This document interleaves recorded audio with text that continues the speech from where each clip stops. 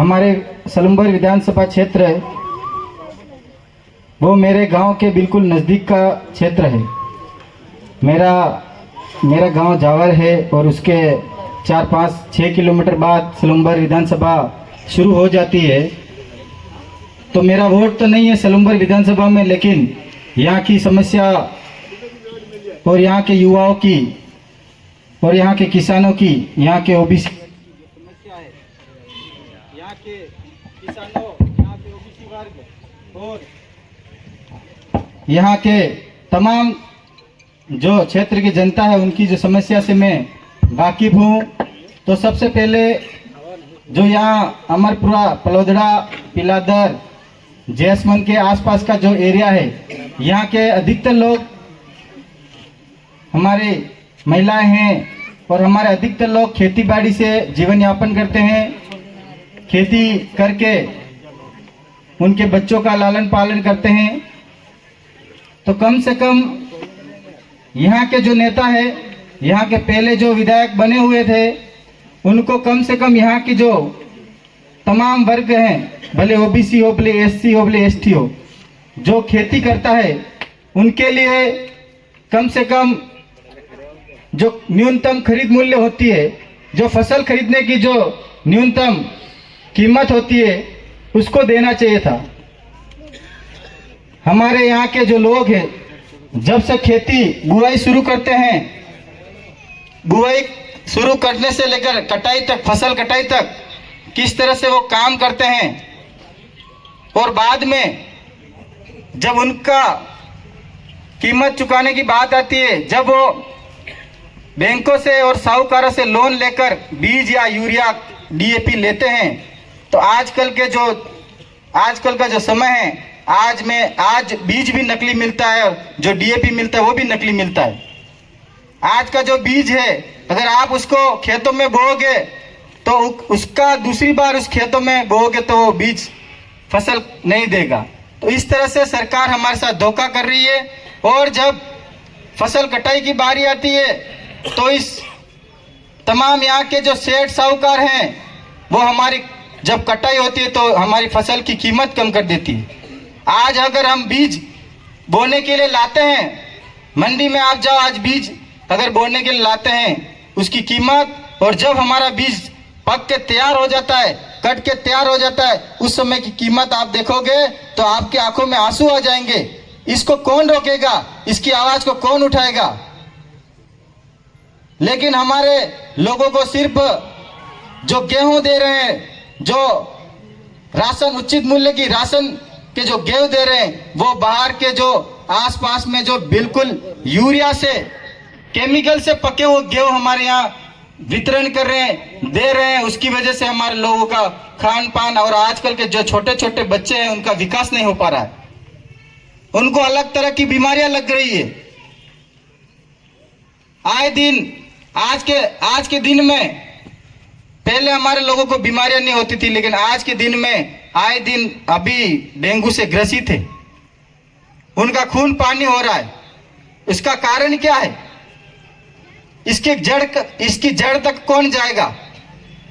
क्या विधायक का यही कर्तव्य होता है कि सिर्फ रोड बना ले, भाषण दे दे?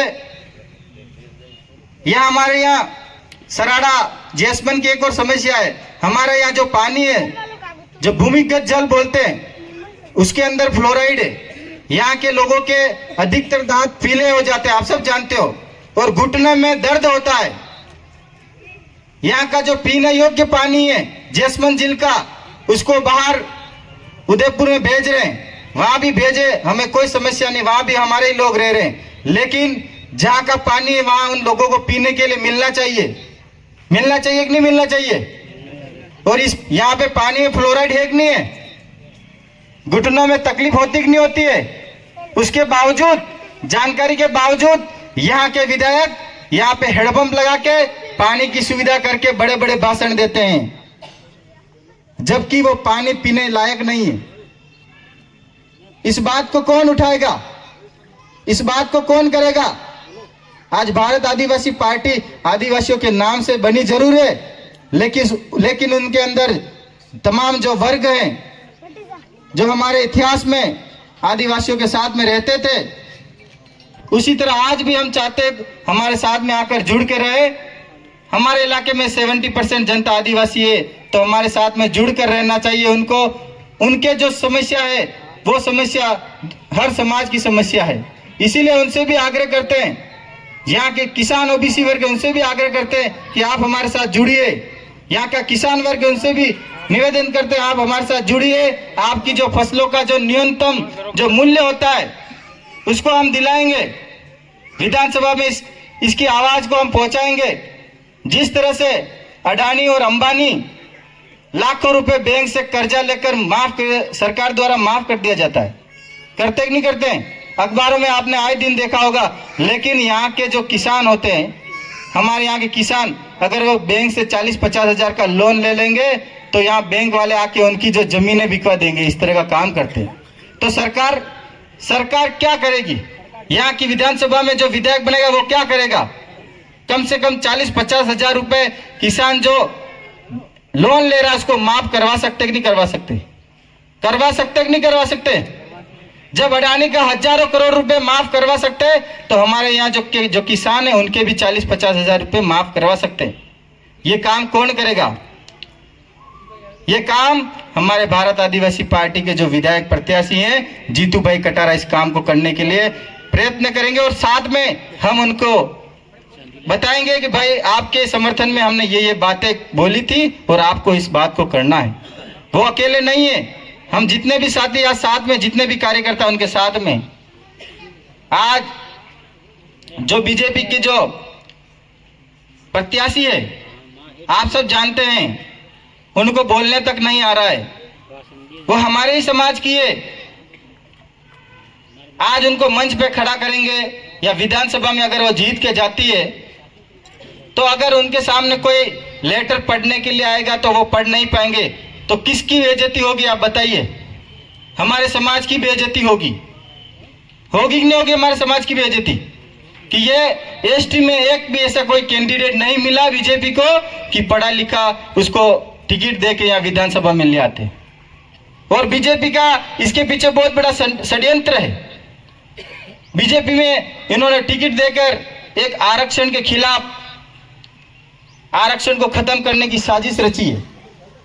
कैसे आरक्षण को खत्म करने की साजिश है कि जब विधानसभा में बीजेपी की प्रत्याशी जीत के जाएगी और उसे कुछ पढ़ने नहीं आएगा तो पूरे देश में माहौल बनेगा कि आरक्षण की वजह से बिना पढ़े लिखे अनपढ़ विधायक विधानसभा में पहुंच गया।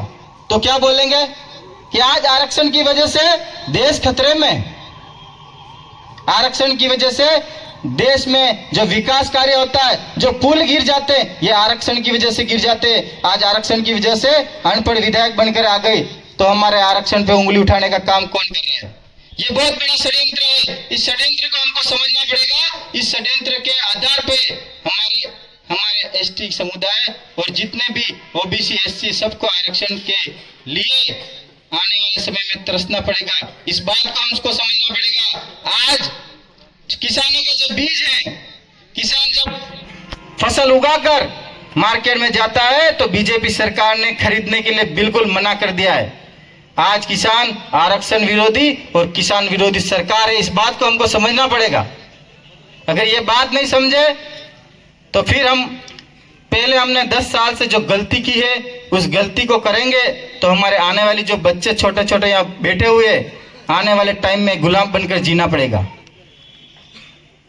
और आज मैं आपको वन विभाग का जो मामला बता रहा हूं, हमारे जो बाप दादा थे उन्होंने हमारे लिए जो जमीनें छोड़ी है, जो बड़े बड़े जो अपन वीड़े बोलते हैं, हमारा अपना चारा काटते हैं, वो हमारे लिए छोड़ी है। लेकिन उसी जमीन पर आज वन विभाग की नजर है। वन विभाग चाहता है कि हम इन आदिवासियों को और जो अन्य समुदाय इस जमीन को लेकर बैठे हैं उनको हम उठा दें। हमारे बाप दादाओं ने तीर धनुष और हथियार लेकर हमारी जमीनों की रक्षा की और हमारी रक्षा की थी साथियों, की थी कि नहीं की थी? उसी तरह आज का जमाना बदल गया है, तो हम उस तीर धनुष को नहीं उठाकर, हथियार को नहीं उठाकर, आज वर्तमान स्थिति में आज को देखते हुए आज का सबसे बड़ा हथियार क्या है? आज का सबसे बड़ा हथियार वोट है। एक वोट की कीमत, आज एक वोट अगर हम सही जगह पे देते हैं तो हम हमारी आने वाली पीढ़ी को सुरक्षित करते हैं।